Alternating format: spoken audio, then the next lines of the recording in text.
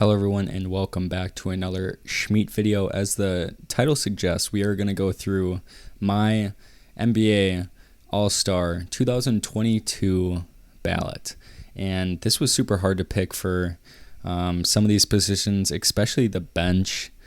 With guys out with COVID, with injuries, it's very hard to gauge where guys should be placed in the All Star more than it ever has been, in my opinion. And of course, we're going to have some snubs. Of course, we're going to have some disagreements.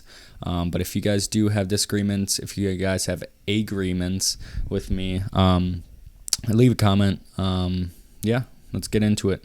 For the West, the starting guard is Steph Curry and Ja Morant. Ja Morant, enough said. He's been great. 11-game winning streak. I believe they're still on if they haven't played and lost already. But those two guards, unanimous. I think Curry's leading all vote getters for fan votes. So I believe he's, an MVP candidate. He's going to be there. I already said my things about Ja. The three front court players, I'm just going to, fly through these because I think they're fairly obvious.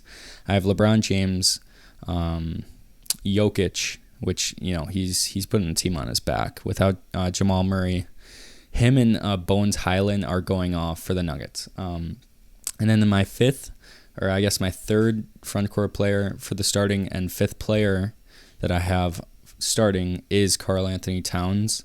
I believe the Timberwolves should get one player. Hint, that Anthony Edwards isn't going to be on here. But I believe the Timberwolves should get one player because, there's one guy that's always out there. If he's not off the court making content, for YouTube. If you guys haven't seen Karl Anthony Towns content for YouTube, it's pretty good. He reacts to his own games, which is pretty good content. But what he's doing out there is pretty good. For the bench, two guards, three front court players, and two of any kind of players. So my two guards are Luka and Devin Booker. I feel like that's pretty obvious. Luka's a shoo-in. There can be a debate between him and Ja, maybe, but I would lean towards Ja as I did because Ja is going off. His team is better right now in the rankings. Yes, his team is third in the rankings, and the Mavericks are 6 games behind them. So just going off team success, maybe I should go over my criteria and thinking about this. A lot of it goes into team impact when I did my little rankings here, and obviously success. Some of these teams plagued with COVID like every other team. They didn't have players who usually score a lot of points, so I took COVID aside. I took a kind of team success to the side, but what I didn't take to the side is, injuries. A big reason why you don't see Paul George on the starting lineup for the West is because he's out with an injury. So he needs an injury replacement, and his injury replacement is Karl Anthony Towns.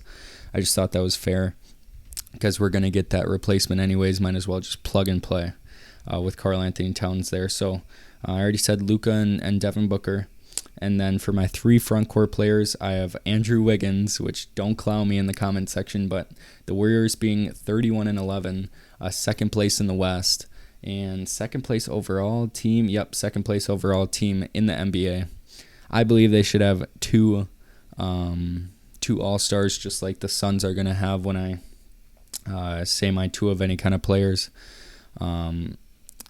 I just feel like Wiggins should be there. He's a defensive presence, 18 points per game, very efficient. I believe I have his stats up here. Let's see, 49% field goal percentage, almost 43% from the three-point line, steal a game, half a block a game. He's having a good year, so I decided to put him in there. And then I have Gobert. I feel like... even though I disagree with myself a little bit, the Jazz having two All-Stars, but there's just so many people banged up right now that I didn't feel comfortable, putting Draymond Green in there, putting anybody else in there besides Gobert, and I'll reveal my other any type of player is, Donovan Mitchell. And then I have CP3 as an any type of player, and then one more person, and I waited for the West. the 12th spot because I believe this player should have higher consideration for the All-Star game, considering that he has been a prominent factor to their team, and that's Jonas Valanciunas. And before you clown me in the comment section, I want you guys to look up his game logs, look up the rebounds he gets. Fourth in the league in rebounding at 12 rebounds per game, 18 points per game. He's doing it all out there for the Pelicans, and especially with Zion out, he is a big reason why the Pelicans are 13th, fighting for a play-in spot instead of 15th. I really believe Jonas should get, more consideration for the West bench roles. So yeah, that's what I have. Let's see. The East starting. This was a breeze. The starters for the East were a breeze. Well, before I go over the East, like with any team, there is going to be snubs. And for the snubs in the West, I have DeAndre Ayton having a hell of a year, but I don't think the Suns should have 3 All-Stars in the game. I have Damian Lillard, injuries, that's why I didn't put him on here, and Anthony Edwards. I mean, I just think, who did I put over him? I put CP3 and Donovan Mitchell over him. I think those are 2 viable options to have over Anthony Edwards, even though he's having a great season. All right, let's go to the East. As I was saying, the starters were super easy for the East. Trae Young, even though his team is shit right now, they are what place in the East? They are 12th in the East. They are definitely below expectations right now. He's still having a great season. I think 27 points per game, which is just insane. DeMar DeRozan, don't know why he is a guard on the All-Star ballot. He's played a forward position, like the 3 or 4 position, for years now. I know a lot of other content creators have, thought of this issue too, because the last time he's played a guard position was his early days in Toronto, so I'm not sure why he's in a guard position for the All-Star format, but it's all right. The 3 spots for the forward position, super easy. Giannis, Embiid, and Durant, all in the All-Star, or not, all in the MVP conversation, so I don't really need to go through those players all having great years, per usual. My bench players, James Harden, even though that the Nets are really banged up always with Kevin Durant being out. Oh my gosh, we need an injury replacement for Kevin Durant. Oh, okay. Well, let's just keep him in there because that's a whole nother thing if I have to think of one of these bench forward positions being an all-star starter. Maybe I throw Jared Allen in there. Maybe. But all right. James Harden is one of my bench pieces for the East. Zach LaVine. They need 2 all-stars on the Bulls. They are that good of a team. I truly believe that. Zach LaVine is having a great season.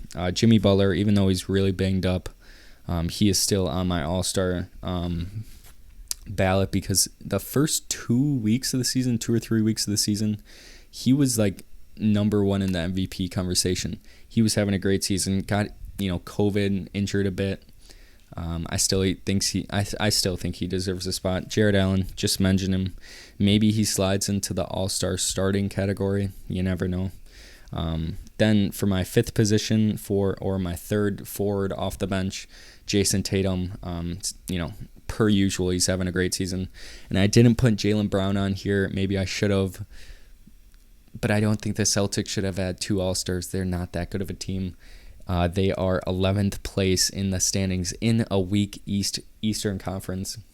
The top, the top 4 teams in the East are all have 27 wins. And if you go to the Western Conference, 27 wins in the Western Conference would be a 5 seed.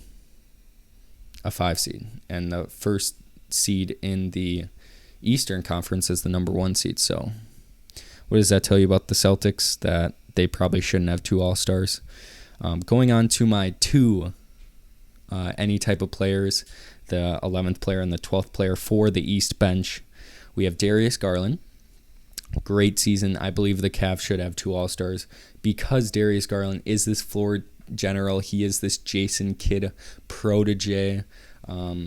He's having a great season. He's dishing it to Jared Allen, probably a fellow All-Star.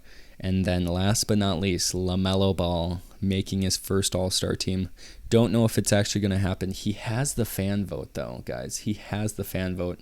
He is in the top 6, I believe, for guards in the Eastern Conference. I believe it goes something like DeMar DeRozan, Trae Young, Harden, Levine, and then Melo. Maybe he's 5th, but I think he makes it. Guys that were snubbed that have competition for LaMelo, especially our Jaylen Brown, who I already mentioned, and Fred VanVleet. Great player for the Raptors this season, but the Raptors being 8th place in the East, only a few games behind the Hornets. I don't think they deserve 2 All-Stars. That's just my point of view, and I don't think Fred VanVleet is having a more impactful season than LaMelo is having. Some other snubs I have for the East: Pascal Siakam, averaging 21 points per game, but I don't think he makes it. And fellow Hornet Miles Bridges, I don't think he makes it as well. I think Jason Tatum, Jimmy Butler, and Jared Allen all beat him out. But one of these snubs is going to get in here, because with the injury replacement, KD out 6 to 8 weeks with a MCL sprain. Someone from the bench is going to get into the starting, and then someone from the snubs is going to get into the bench. So one of these snubs, Siakam, Fred VanVleet, Miles Bridges, or Jaylen Brown, in my eyes, is going to be in the All-Star game. We'll just have to wait and see. But that is my All-Star ballot. I'll see you guys later.